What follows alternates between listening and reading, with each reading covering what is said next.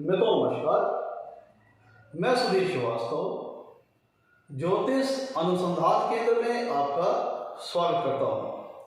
मित्रों आज के इस एपिसोड में हम बात करेंगे कुंडली में अगर गुरु और शुक्र की युति हो, मतलब जुपिटर और विनस की अगर कंजंक्शन हो कुंडली में किसी भाव में हो रही है तो जातक को किस प्रकार के फल प्राप्त होते हैं। आज इस विषय पर हम चर्चा करेंगे। अपने टॉपिक पर आगे बढ़ने से पहले मित्रों, अगर आप लोगों ने मेरे चैनल को अभी तक सब्सक्राइब नहीं किया है तो जल्द सब्सक्राइब करें ताकि मेरे आने वाले नए एपिसोड और वीडियोस की सबसे पहले आपको जानकारी मिल पाए। मित्रों आज हमारा विषय है अगर कुंडली में गुरु और शुक्र की युति होती है, कंजंक्शन होता है जुपिटर और विनस का, तो जातक को किस प्रकार का रिजल्ट मिलता है। इस चीज को समझने से पहले, क्योंकि गुरु और शुक्र की युति एक ऑस्पिशियस कंजंक्शन, एक बहुत ही कह लीजिए कि बहुत शुभ फल देने वाला कंजंक्शन, शुभ फल देने वाली युति मानी जाती है, क्योंकि गुरु भी नैसर्गिक तौर पर एक शुभ ग्रह है और शुक्र भी नैसर्गिक तौर पर एक शुभ ग्रह है। गुरु जहाँ देवों के गुरु हैं, शुक्र वहाँ दैत्यों के गुरु हैं। तो इसे ओवरऑल देखें तो दो नेचुरल बेनिफिक प्लैनेट की युति हो रही है, तो इसे हम एक ऑस्पिशियस युति कहते हैं। अब इस चीज पे क्या फल जातक को प्राप्त होते हैं हम इस पे डिस्कस करते हैं, लेकिन इसको समझने से पहले हमें यह समझना होगा क्या सभी केसेस में, सभी जगह क्या गुरु और शुक्र की युति एक समान फल देती है, एक ही तरह फल देती है? ऐसा नहीं है। तो किन चीजों पर गुरु और शुक्र की जो युति होती है इसका फल निर्भर करता है, पहले इसको समझ लेते हैं। मित्रों जिस भी लग्न विशेष में गुरु और शुक्र की युति हो रही है उस लग्न विशेष के लिए गुरु कारक है या अकारक है, मारक है, योग फेवरल उस लग्न विशेष के लिए गुरु और शुक्र फेवरेबल ग्रह है या अनफेवरेबल है, कारक ग्रह है, मारक ग्रह है या अकारक है, योग कारक है या भाग्येश। मतलब पहले मतलब ये लिखना है कि जिस लग्न विशेष में गुरु और शुक्र की युति बन रही है उस लग्न विशेष के लिए गुरु और शुक्र कारक है या अकारक। इस चीज पर गुरु और शुक्र की युति का फल निर्भर करेगा। साथ ही साथ गुरु और शुक्र की युति किस भाव में बन रही है इस बात पर गुरु और शुक्र की युति का फल निर्भर करेगा। साथ ही साथ गुरु और शुक्र की युति किस राशि में बन रही है इस पर भी गुरु और शुक्र की युति का फल निर्भर करेगा। मतलब ये सारे वो कंपोनेंट हैं जिनके अकॉर्डिंग गुरु जुपिटर और विनस का जो कंजंक्शन होता है उसका रिजल्ट वेरी करेगा, वेरिएट करेगा, उसमें वेरिएशन आएगा। और एक इंपॉर्टेंट फैक्टर जिसके ऊपर गुरु और शुक्र की युति का फल निर्भर करेगा वो ये है कि गुरु और शुक्र की युति कुंडली के जिस भी भाव में हो रही है उसमें आपस में गुरु और शुक्र के बीच में, दोनों के बीच में आपस में डिग्री का अंतर कितना है, इस चीज पर भी गुरु और शुक्र की युति का फल निर्भर करेगा। इस चीज पर भी गुरु और शुक्र की युति का फल निर्भर करेगा। जितना ही गुरु और शुक्र के बीच में जो डिग्री का अंतर है जितना कम होगा उतना बढ़िया ही ये कंजंक्शन स्ट्रांग होगा, मजबूत होगा। और जितना ही ज्यादा गुरु और शुक्र के बीच में डिग्री का अंतर होगा, मतलब गुरु और शुक्र के बीच में डिग्री का जो अंतर है, जो फासला है, जितना ज्यादा होगा उतना ही कंजंक्शन वीक हो जाएगा। फिर जो भी उस युति के रिजल्ट आने हैं फेवरेबल या अनफेवरेबल, उसका कोई महत्व नहीं रह जाएगा, क्योंकि गुरु और शुक्र के बीच में डिग्री का फासला बहुत ज्यादा हो जाएगा। और जितना ज्यादा कम फासला होगा, डिग्री का अंतर जितना कम होगा उतना ही कंजंक्शन स्ट्रांग होगा। तो जो भी फेवरेबल या अनफेवरेबल रिजल्ट आने हैं वो अच्छी मात्रा में आएंगे, क्योंकि कंजंक्शन काफी स्ट्रांग हो जाएगी। एक उदाहरण के तौर पर समझिए कि मान लीजिए कुंडली के किसी भाव में गुरु है 10 डिग्री के और शुक्र है 13 डिग्री के, तो दोनों के बीच में 3 डिग्री का अंतर है, जिसका मतलब यह होता है कि गुरु शुक्र के बीच में जो युति बन रही है वो काफी टाइट और स्ट्रॉन्ग कंजंक्शन होगा, क्योंकि दोनों बीच मात्र 3 डिग्री का फासला है। और अगर दूसरे उदाहरण से समझे कि मान लीजिए किसी भाव में जहां पे गुरु और शुक्र की युति बन रही है उस भाव में गुरु 1 डिग्री पे है और शुक्र 29 डिग्री पे है, तो दोनों के बीच में 28 डिग्री का फासला है। तो कहने के लिए तो ये हो जाएगा कि भाई उस भाव पे गुरु और शुक्र की युति बन रही है, लेकिन इनके बीच में डिग्री का फासला इतना ज्यादा है जिसके चलते ये कंजंक्शन बस नाम के लिए कंजंक्शन रहेगी, इसका कोई सिग्निफिकेंट रिजल्ट, कोई महत्वपूर्ण रिजल्ट नहीं आएगा। जो भी फेवरेबल या अनफेवरेबल रिजल्ट आना है वो बिल्कुल ना के बराबर रहेंगे, क्योंकि दोनों बीच में आपस में कोई कांटेक्ट ही नहीं हो पा रहा है। तो ये सारे वो कंपोनेंट हो गए जिन पर गुरु और शुक्र की युति का फल निर्भर करेगा। अब अगर कुंडली में गुरु और शुक्र की युति हो रही है तो किन चीजों, अभी तक हमने जाना कि किन चीजों से गुरु और शुक्र की युति प्रभावित होती है। अब हम ये देख लेते हैं गुरु शुक्र की युति अगर कुंडली में बन रही है तो किन चीजों को प्रभावित करेगी। गुरु और शुक्र की युति जिस भी कुंडली में बन रही है तो जिन भाव के स्वामी हैं उस भाव के फल प्रभावित होंगे। जिस भाव में गुरु और शुक्र की युति बन रही है वह भाव के फल प्रभावित होंगे, और गुरु और शुक्र के आपस के जो नैसर्गिक कारकत्व हैं जो मिक्सअप होंगे युति में, वो नैसर्गिक कारकत्वों का फल प्रभावित होगा। और गुरु शुक्र की युति का क्या फल आएगा, इस चीज को समझने के लिए हमें कुछ महत्वपूर्ण बातों को समझना होगा। मित्रों, गुरु और शुक्र दोनों ही नेचुरल बेनिफिट प्लैनेट हैं। गुरु को कुंडली में सबसे सर्वाधिक शुभ ग्रह की श्रेणी में रखा गया है। गुरु ग्रह को कुंडली का सबसे सर्वाधिक शुभ ग्रह माना गया है। गुरुदेव बृहस्पति के पास कुंडली के जो सबसे महत्वपूर्ण कारकत्व है उन सबका अधिकार क्षेत्र गुरु के अंतर्गत आता है। अब हम बात कर लेते हैं कि गुरु के कारकत्व है क्या क्या। गुरु एक नैसर्गिक तौर पर सबसे शुभ ग्रह है। गुरु व्यक्ति को ज्ञान प्रदान करता है, अच्छी शिक्षा प्रदान करता है। गुरु किसी के, अब देख लीजिए गुरु के क्या क्या नैसर्गिक का, क्योंकि अभी जब कुंडली में कहीं युति होती है दो प्लैनेट्स की तो सबसे महत्वपूर्ण होते हैं उनके नैसर्गिक कारकत्व। और पहले नैसर्गिक कारकत्व समझने पहले तो ये समझ लिया जाए कि गुरु और शुक्र को, क्योंकि गुरु शुक्र की युति के फल को प्रिसाइसली बहुत महीन और बारीक तरीके से समझने के लिए हमें कुछ बातों को समझना होगा। जैसे अब मैं जब आपको बताऊंगा ना तब आप नेचुरली जब आप इसी को समझोगे तो खुद आपको गुरु शुक्र की युति का फल बड़ा अच्छी ढंग से समझ में आ जाएगा। देखिए, कालपुरुष की कुंडली में गुरुदेव बृहस्पति को 9वें भाव का और 12वें भाव का स्वामित्व प्राप्त है। और कालपुरुष की कुंडली में अगर हम शुक्र ग्रह की बात करें तो शुक्र ग्रह को 2रे भाव का और 7वें भाव का स्वामित्व प्राप्त है। गुरु की अपनी स्वराशियां हो गई धनु और मीन, और शुक्र की राशियां हो गई वृषभ और तुला। जहां पे गुरु देव बृहस्पति कर्क राशि में उच्च के हो जाते हैं और शुक्र मीन राशि में उच्च के हो जाते हैं। अब देखिए, ये तो इनको बात है कालपुरुष की कुंडली में इनकी क्या पोजीशनिंग है, और ये समझ लीजिए कि अब इनके नैसर्गिक कारकत्वों को समझ लेते हैं। क्योंकि जब ये आपस में युति करेंगे गुरु और शुक्र तो इनके नैसर्गिक कारकत्व नेचुरल सिग्निफिकेंस आपस में मिक्सअप होंगे। जैसे हम लोग केमिस्ट्री रसायन शास्त्र में पढ़ते हैं कि जब 2 केमिकल मिलते हैं तो कोई नया रिजल्टेंट रसायन पैदा होता है। उसी प्रकार से जब गुरु और शुक्र की युति होगी तो दोनों के जो नेचुरल सिग्निफिकेंस है, नैसर्गिक कारकत्व है, वो कंबाइन होंगे, जिसके फलस्वरूप गुरु और शुक्र की युति का रिजल्ट आएगा। तो देखिएगा गुरु कुंडली में क्या देते हैं। हमारी कुंडली में ज्योतिष शास्त्र में गुरु को किन किन चीजों का कारकत्व प्राप्त है। गुरु ज्ञान के कारक, ज्ञानवान बनाते हैं, अच्छी शिक्षा प्रदान करते हैं। गुरु संतान के कारक हैं, संतति सुख प्रदान करने की जिम्मेदारी गुरु के अधिकार क्षेत्र के अंतर्गत आती है। इसके नेचुरल नैसर्गिक कारकत्व है, मतलब ये जो नैसर्गिक कारकत्व है इनका अधिकार क्षेत्र गुरु के पास है। धर्म, चूंकि गुरु कुंडली में हमने बताया आपको कालपुरुष की कुंडली में 9वें भाव 12वें भाव के स्वामित्व हैं, तो 9वें भाव से धर्म का विचार करते हैं, धार्मिक कर्मकांड का विचार करते हैं, पूजा पाठ का विचार करते हैं, ईश्वर के प्रति श्रद्धा का विचार करते हैं, रिलीजियस बिलीफ का विचार करते हैं। तो इन सारी चीजों को गुरुदेव बृहस्पति प्रदान करते हैं। गुरुदेव बृहस्पति धर्म, रिलीजियस बिलीफ, व्यक्ति का अपने धर्म प्रति जो व्यू होता है, ये सब चीज धर्म के जो कारक होते हैं, धर्म के जो नैसर्गिक कारक है वो गुरु ग्रह होते हैं। नैतिकता का जो पाठ होता है, जो हमारे मोरल वैल्यूज होते हैं, जो मोरल एथिकल नॉर्म्स होते हैं, उनको प्रदान करने की जिम्मेदारी गुरु देव बृहस्पति के अधिकार के अंतर्गत आता है। गुरुदेव बृहस्पति कुंडली में व्यक्ति को ज्ञानवान बनाते हैं, अच्छी शिक्षा प्रदान करते हैं, समृद्धि सुख प्रदान करते हैं, व्यक्ति को धर्म के प्रति जो उसका विश्वास होता है उसको मजबूत करते हैं, रिलीजियस बिलीफ को मजबूत करते हैं, ईश्वर के प्रति आस्था, ईश्वर के प्रति श्रद्धा, ईश्वर के प्रति डिवोशन, धार्मिक कृत्य, धार्मिक कर्मकांड, ये सब सारी चीजें गुरुदेव बृहस्पति प्रदान करते हैं। विद्वता, विजडम प्रदान करते हैं, सदाचार, अच्छे आचरण।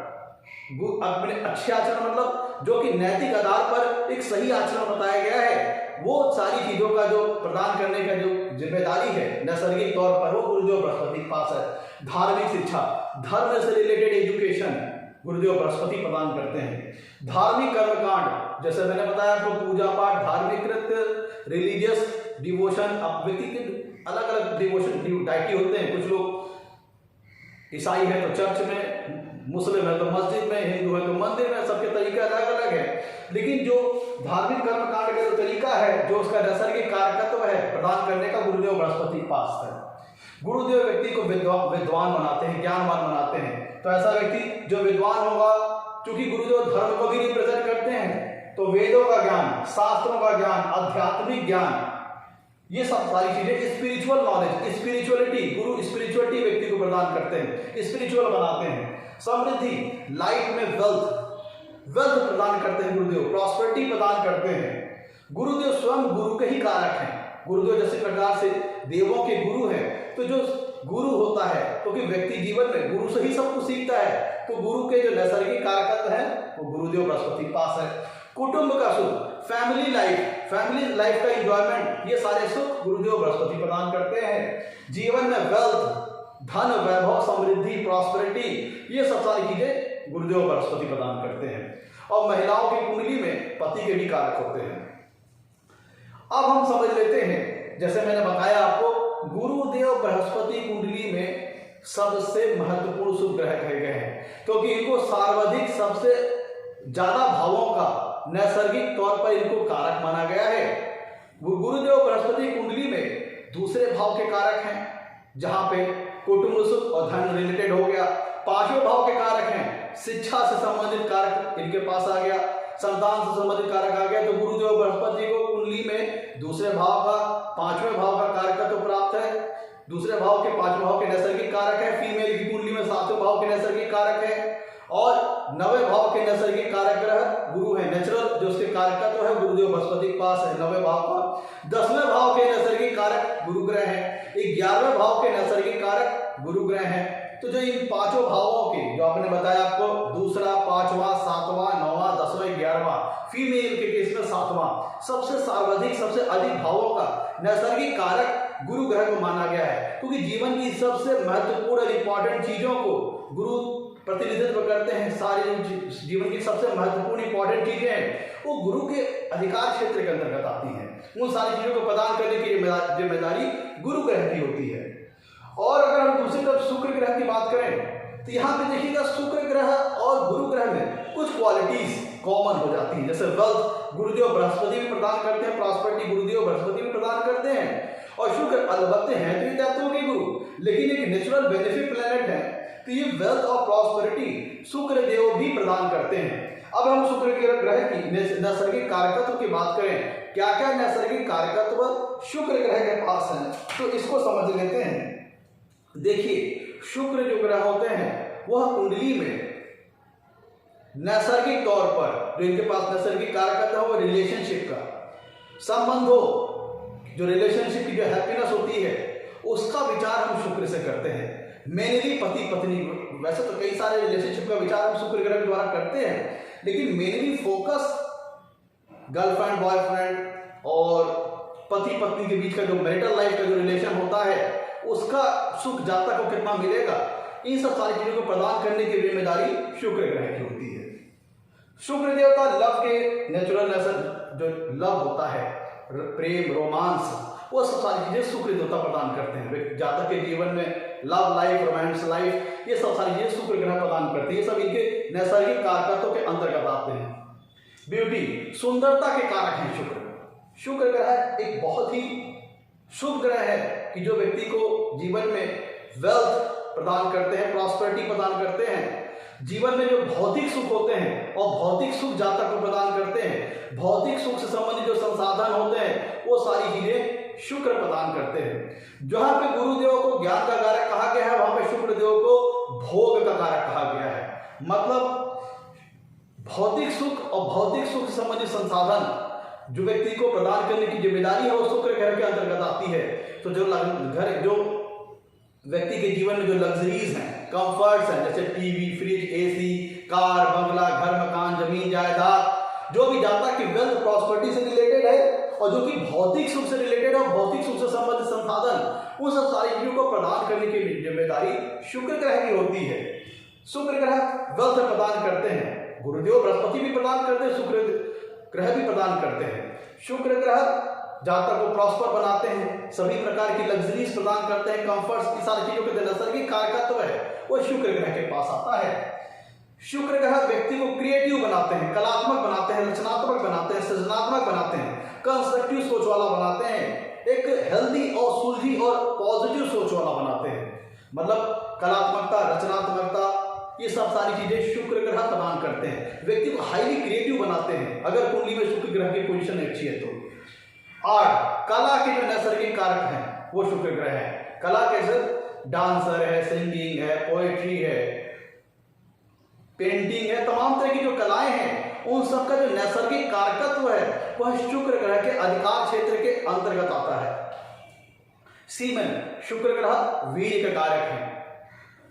गुरु देखिए, गुरु संतान के कारक हैं, यह संतान सुख प्रदान करते हैं, लेकिन जो उसके लिए जो इंपॉर्टेंट चीज है सीमन, वीर्य, उसके नैसर्गिक कारक तो जो पास है वो शुक्र ग्रह के पास है। तो शुक्र ग्रह वीर्य के नैसर्गिक कारक हो गया मतलब जो सीमन जो जरूरी है संतान सुख के लिए, अलबत्ते संतान सुख की जिम्मेदारी गुरु के पास है, लेकिन सीमन की जो जिम्मेदारी है वो नैसर्गिक कारक तो शुक्र ग्रह के अधिकार क्षेत्र के अंतर्गत आता है।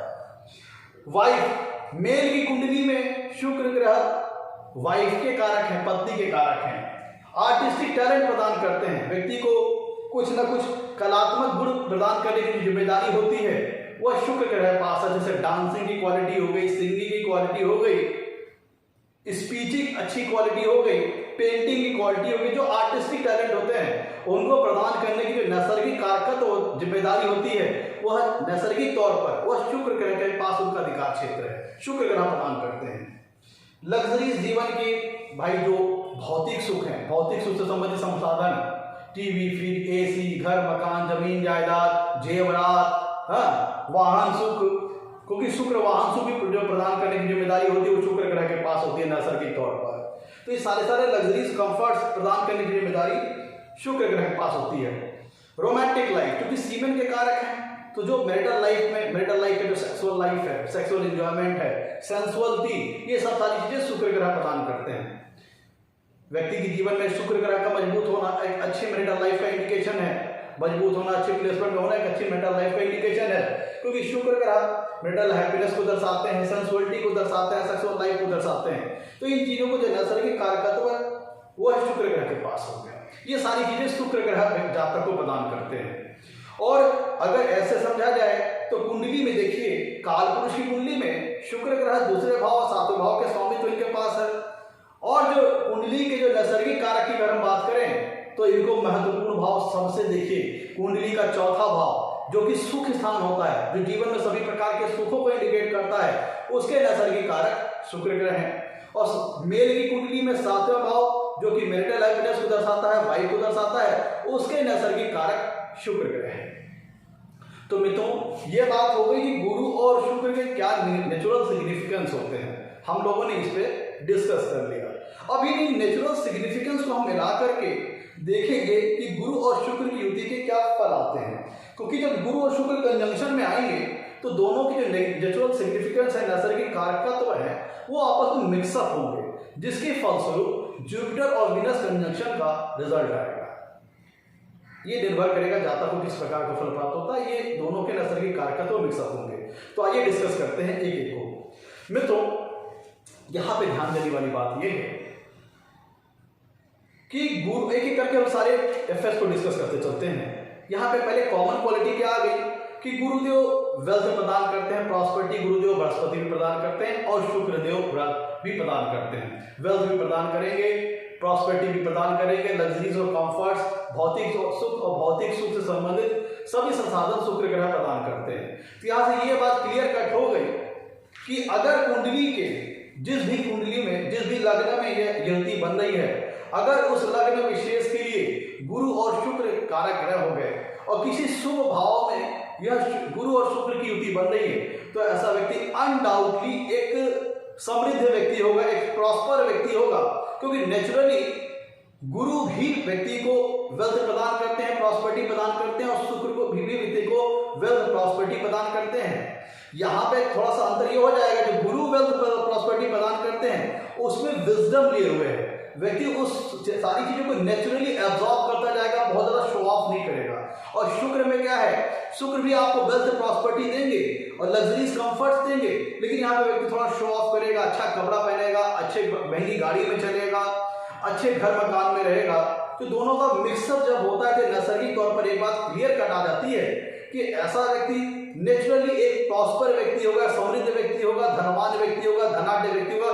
कब, जब जिस विशेष लग्न विशेष में गुरु और शुक्र की युति बन रही है, उस लग्न विशेष के लिए गुरु और शुक्र अगर कारक ग्रह है और किसी शुभ भाव भी युति बन रही है, ऐसी राशि भी युति बन रही है जहां पे गुरु और शुक्र दोनों ही कंफर्टेबल है, तब फिर व्यक्ति निश्चित तौर पर धनवान होगा, भाग्यशाली होगा। भाग्यशाली इसलिए कह रहा हूं कि गुरु व्यक्ति को नवे, देखिए आप ऐसा समझिए कि व्यक्ति गुरुदेव बृहस्पति कुंडली के 9वें भाव के कारक हैं, भाग्य के कारक हैं, और वेल्थ भी प्रदान करते हैं। और शुक्र भी एक नैसर्गिक तौर पर शुभ ग्रह है, और शुक्र भी कुंडली में दूसरे भाव और कालपुरुष की कुंडली में दूसरे भाव के स्वामित्व है, 7वें भाव के स्वामित्व है। तो और कुंडली का चौथा भाव सुख है, उससे सारी संबंधित वस्तुएं होती हैं, भौतिक सुख, वो सारी शुक्र प्रदान करती हैं। यहाँ से क्लियर कट निकल के आ जाएगा कि ऐसा व्यक्ति काफी धनवान होगा, साथ साथ भाग्यवान होगा, क्योंकि गुरु 9वें भाव के भाग्य भाव के कारक हैं और प्रॉस्पेरिटी प्रदान करते हैं। तो ऐसा व्यक्ति धनवान होगा, ज्ञानवान होगा, बुद्धिमान होगा और भाग्यशाली होगा।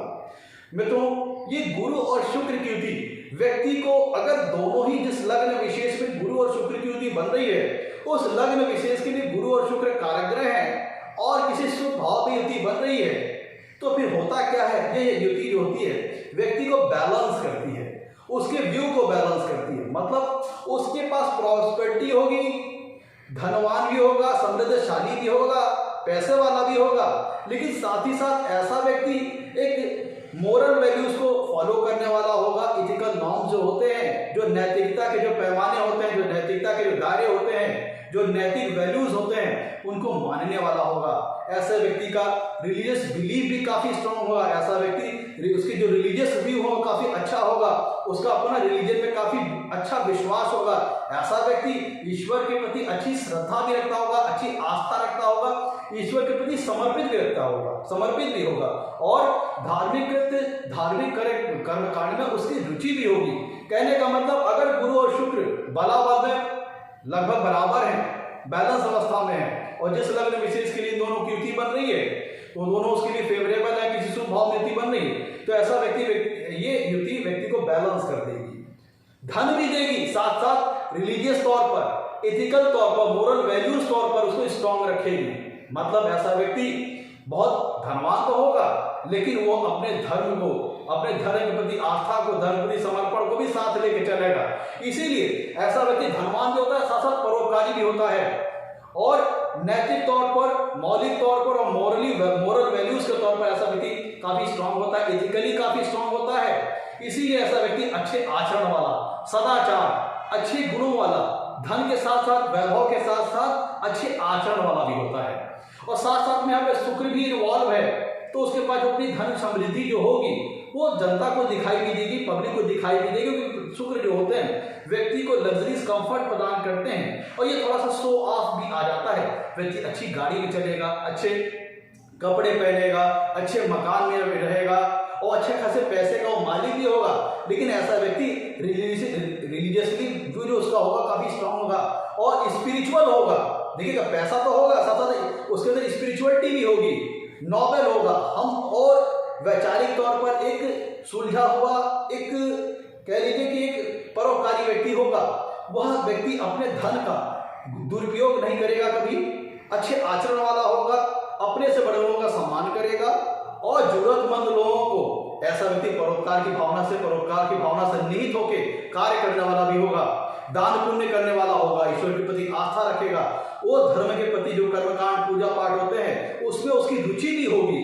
तो ऐसा व्यक्ति बैलेंस सोच वाला होगा, उसके पास धन भी होगा और वह व्यक्ति स्पिरिचुअल पाथ पे भी आगे चलेगा, और उसके पास धन वैभव के जीवन में कभी कोई कमी नहीं रहेगी। ये हम इन सारी चीजों की युति कैसे बना रहे हैं? हम गुरु और शुक्र के जो नैसर्गिक कारकत्व है उनको मिला करके युति बना रहे हैं।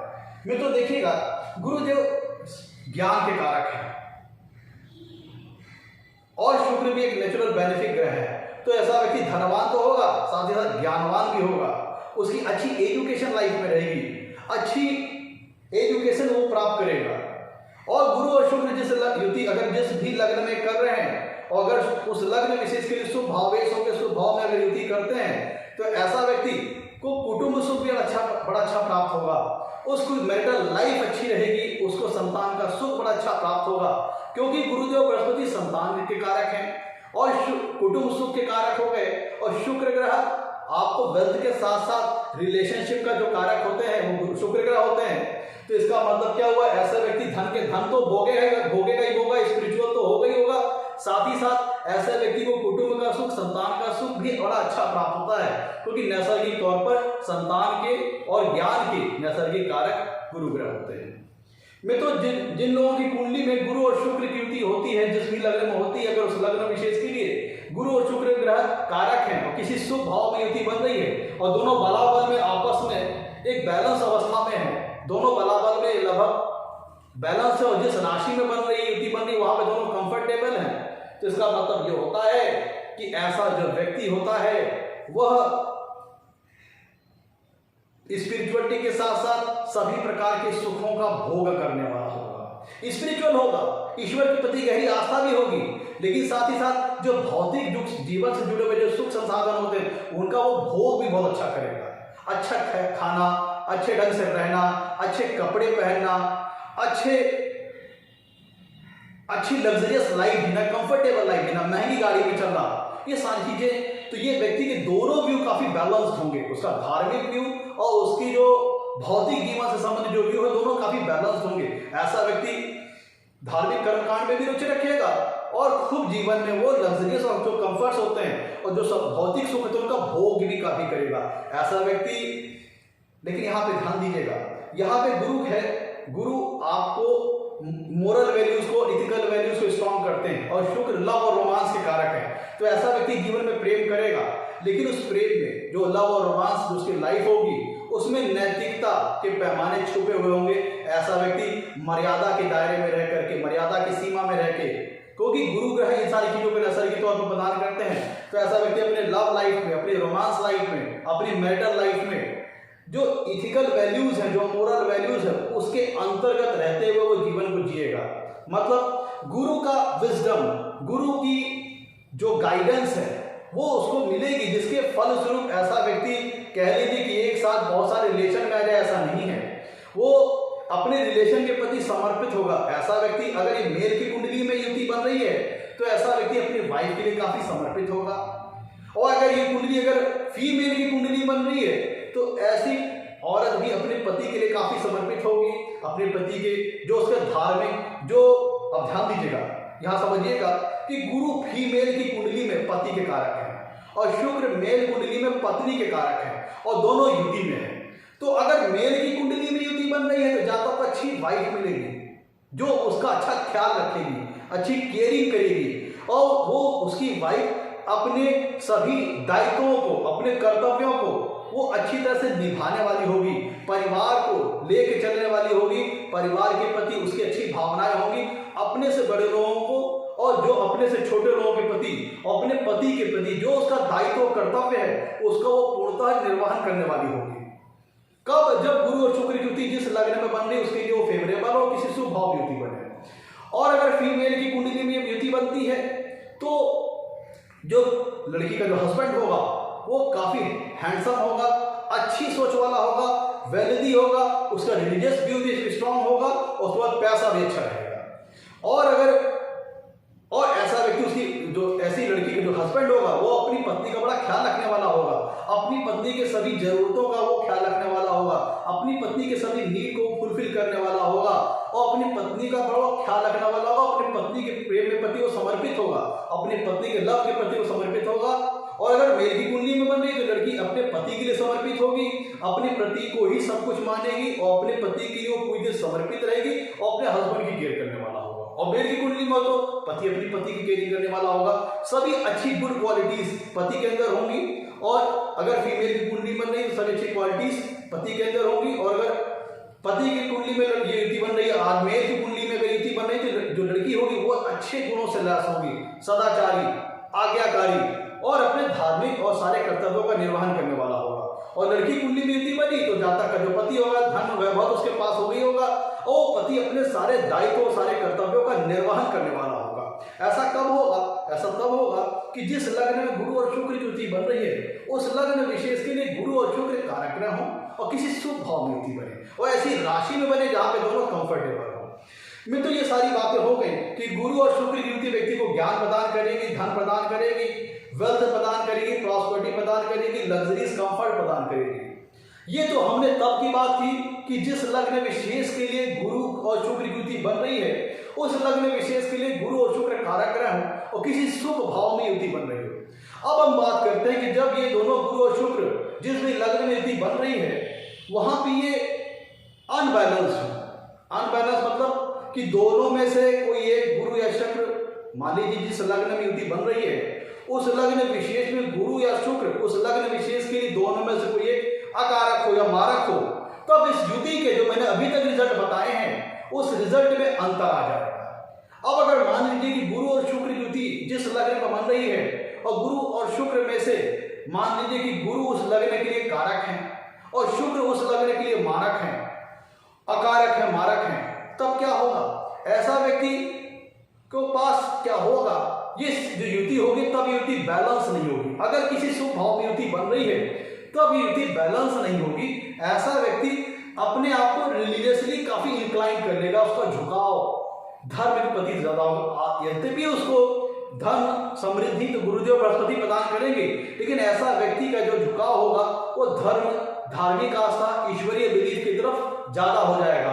और जब ये ईश्वरीय बिलीफ ज्यादा हो जाएगा, ईश्वर के प्रति आस्था ज्यादा हो जाएगी, तो ऐसा व्यक्ति नेचुरली देखा जाए कि जीवन के जो भौतिक सुख हैं उनसे वो दूर होता चला जाएगा और भौतिक सुख उसको जीवन में कम प्राप्त होंगे और जो भौतिक सुख धन वैभव तो रहेगा लेकिन उसका झुकाव ईश्वरीय आस्था, स्पिरिचुअलिटी, धार्मिक कर्मकांड, धार्मिक कृत्य के प्रति ज्यादा रहेगी। और अगर किसी अशुभ भाव में युति बन रही है तो इसके नेगेटिव रिजल्ट्स भी आ सकते हैं, हेल्थ को लेकर के प्रॉब्लम आ सकती है।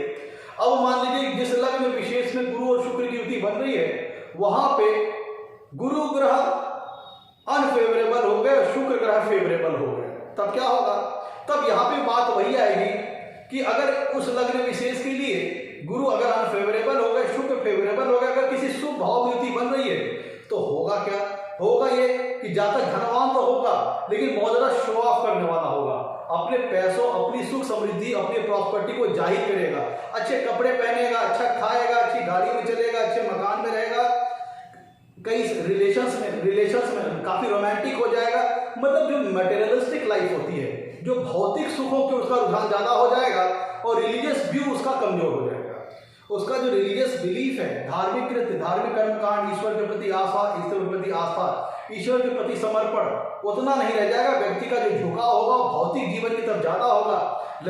जीवन की जो लग्जरीज हैं, कंफर्ट्स है, उनको प्राप्त करने की चाहत, उनको प्राप्त करने की महत्वाकांक्षा है, उनको प्राप्त करने की आकांक्षा है उसके जहन में ज्यादा होगी। ऐसा व्यक्ति जो प्रैक्टिकल लाइफ है, जो बहुत ज्यादा भौतिक जीवन से, भौतिक सुखों से भरी हुई लाइफ, उसकी उसका झुकाव ज्यादा हो जाएगा।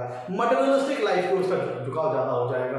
ऐसा व्यक्ति जीवन में शो ऑफ भी करेगा और ज्यादा मटेरियलिस्टिक हैप्पीनेस, भौतिक जीवन और भौतिक जीवन में भौतिक सुखों से संबंधित जो संसाधन है उसको प्राप्त ज्यादा करना वो चाहेगा जीवन में और उसको प्राप्त करने की आकांक्षाएं रखेगा। और मित्रों, अगर ये युति इसी केस में अगर किसी अशुभ भाव में बनती है तब इसके रिजल्ट नेगेटिव भी आ सकते हैं, हेल्थ से रिलेटेड। और यहाँ पे हो सकता है कि दोनों चीज में प्रॉब्लम आ जाए, रिलीजियस बिलीफ में प्रॉब्लम आ जाए और वेल्थ एक्यूमुलेशन में भी प्रॉब्लम आ जाए, समृद्धि में भी प्रॉब्लम आ जाए, धनवान मतलब धन अर्न करने के लिए, पैसे अर्न करने में भी प्रॉब्लम आ जाए अगर अशुभ भाव बनेगी। और शुभ भाव में बने तो मैंने आपको बताया ही, अगर शुक्र और गुरु उस लग्न विशेष के लिए मान लीजिए कि ठीक है, उस लग्न विशेष के लिए फेवरेबल है, लेकिन किसी अशुभ भाव की युति बन गई, 6, 8, 12 भाव में बन गई, तो जो मैंने रिजल्ट बताया उसमें रिवर्सल हो जाएगा, काफी नेगेटिव रिजल्ट्स भी आ सकते हैं। ये डिपेंड करेगा कितनी पीड़ित अवस्था में है। अगर नीच राशि के हैं, बहुत ज्यादा पाप ग्रहों से पीड़ित है, अस्त है, बहुत ज्यादा पाप ग्रहों के प्रभाव में है, तो ये युति नेगेटिव रिजल्ट भी दे देगी। कब? जब ये युति बन जाए आपके कुंडली के अशुभ भाव में, 6, 8, 12 भावों में। तो मित्रों यहाँ पे जो मैं आपको युतियां बता रहा हूं उनके नेचुरल सिग्निफिकेंस आपको मिलेंगे। अच्छा एक बात और समझिएगा, ये सुनिएगा, गुरु विजडम प्रदान करते हैं, ज्ञान प्रदान करते हैं, और शुक्र ग्रह क्या है? शुक्र ग्रह क्रिएटिविटी प्रदान करते हैं, आर्टिस्टिक टैलेंट प्रदान करते हैं, व्यक्ति के अंदर कलात्मकता, व्यक्ति के अंदर कोई ना कोई किसी न किसी प्रकार की आर्टिस्टिक टैलेंट दे देंगे, कोई ना कोई कला व्यक्ति के अंदर दे देंगे। तो अपने आप देखिए, व्यक्ति के पास कोई ना कोई हॉबीज के उसके बल पे उसके पास कोई ना कोई आर्टिस्टिक टैलेंट आ गया। व्यक्ति डांसर हो सकता है, सिंगर हो सकता है, पेंटर हो सकता है, किसी न किसी प्रकार का आर्टिस्टिक टैलेंट जातक के पास होगा। और चूंकि गुरु ने साथ साथ उसको विजडम भी प्रदान कर दिया, ज्ञान भी प्रदान कर दिया, तो होगा क्या? व्यक्ति अपनी क्रिएटिविटी को, अपने आर्टिस्टिक टैलेंट को बहुत अच्छे ढंग से निखार पाएगा और शार्प कर पाएगा। क्योंकि जो सारी चीजें हैं, आर्टिस्टिक टैलेंट है, कला है, वो शुक्र ग्रह ने प्रदान की, और गुरु ग्रह उस पर विजडम जोड़ देंगे, और शुक्र ग्रह अपनी क्रिएटिविटी जोड़ देंगे। तो व्यक्ति एक अच्छा कलाकार हो सकता है, एक अच्छा डांसर हो सकता है, एक अच्छा पोएट हो सकता है, एक अच्छा स्पीचर हो सकता है, एक अच्छा पेंटर हो सकता है। मतलब कहीं ना कहीं उसकी जो भी आर्टिस्टिक टैलेंट है उस पर काफी इंप्रूवमेंट आ जाएगा, काफी शार्पनेस आ जाएगी, काफी अच्छी फिनिशिंग आ जाएगी। क्योंकि व्यक्ति अपने जो आर्टिस्टिक टैलेंट उसके पास होगा, ऑलरेडी शुक्र ने उसको क्रिएटिविटी दे दी है, और गुरु ग्रह उसको विजडम दे देंगे। तो जो भी स्किल उसके पास है, जो भी हॉबीज को उसके पास है, उसमें बहुत ज्यादा शार्पनेस आ जाएगी, फिनिशिंग आ जाएगी, वो सफाई आ जाएगी, जिसके बल पर व्यक्ति एक अच्छा कलाकार बन सकता है। तो ये भी होता है गुरु शुक्र की युति में।